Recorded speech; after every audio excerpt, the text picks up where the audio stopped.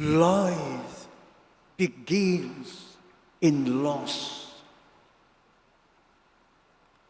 In the act of birth, we were pushed out from the warm womb of our mother into the big adult world.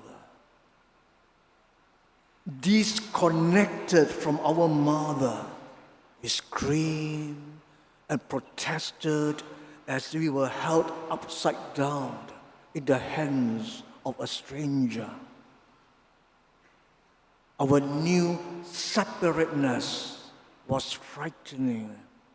Even though we were returned to our mother, we inhabited a space that was different from hers. To gain a place in the new world, we first had to lose our place in the old one. The act of birth is inseparable from the pains of letting go. When we think of loss, we usually have in mind the loss of some loved one in death. But the experience of loss plays a large part in our lives that we might think we lose not only by someone's death, but by leaving and being left,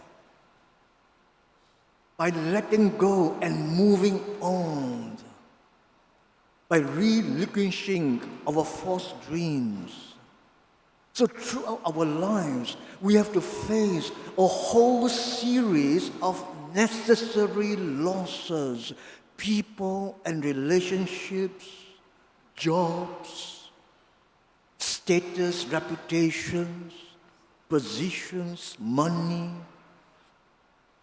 attachments we have to let go if we are to move on and grow. It is only through losses that we learn to change, to adapt, and make new gains. You're familiar with this phrase, no pain, no gain. So as we grow older, we have to let go of our youthful good health or even good looks, our unrealistic expectations of others, starting with our own families and so forth. And then the time comes when we have to let go of life itself. We have to die. And that final act, letting go of life when we died, can be as painful as the act of birth.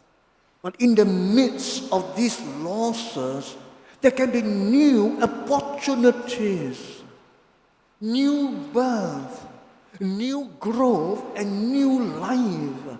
As Jesus says in today's gospel, I tell you most solemnly, unless a grain of wheat falls on the earth and dies, it remains only a single grain. But if it dies, it yields a rich harvest.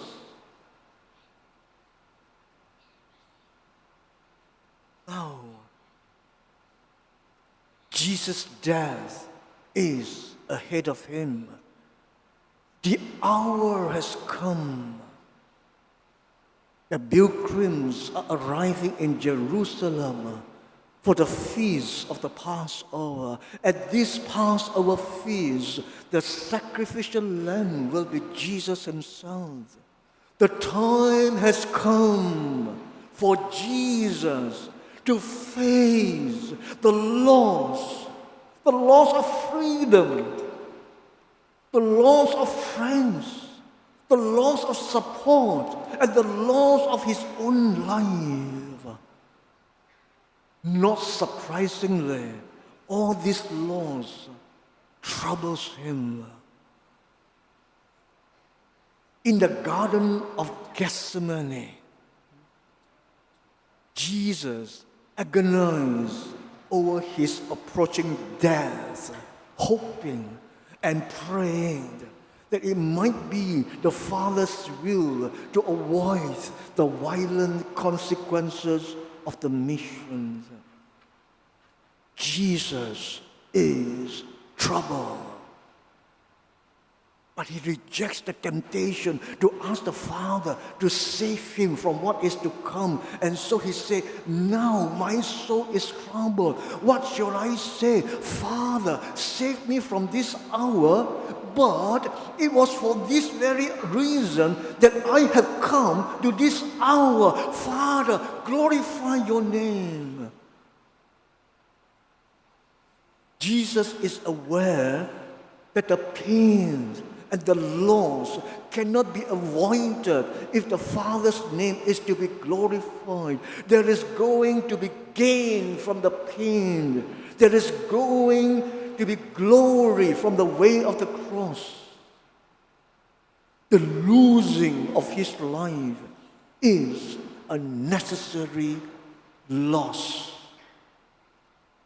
Jesus' loss is our gain. His radical act of self-forgetfulness, self-sacrifice stands at the center of our Christian story. It is the grain of wheat that died in order to bear much fruit. The great loss of Jesus' life has become the ground of our hope. It points beyond the reality of suffering to the reality of Easter, the reality of glory. However, in the midst of our own loss, it is difficult. Very often it's very difficult to imagine what good can emerge from the pain of this loss. Sometimes the pain can reduce us to silence so that we become dumb witnesses, preoccupied with our own affliction, with our own pain. Why? Why me? Why my family? Why my children? Why, Lord? You don't understand. It's painful. The pain of loss. Few of us can see any point at the time. Often is the fact it all seems pointless. So during the time of Jesus, the early church, the Christian community needed time to make sense of the death of Jesus. At the beginning, they also don't understand.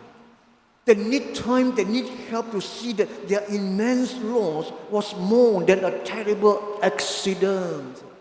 We too, sisters and brothers, we need time and we need help to help us to see. Only then can we look back like the gospel does and cherish what good has emerged from the loss. There is a story of these two twin brother and sister who were talking to each other in their mother's womb. The sister said to the brother, I believe there is life after death, after birth. Her brother protested strongly, no, this is all there is. This is the dark and a cozy, comfortable place, and we have nothing else to do but to cling on to the cord that fits us. The little girl insisted there must be something more than this dark place.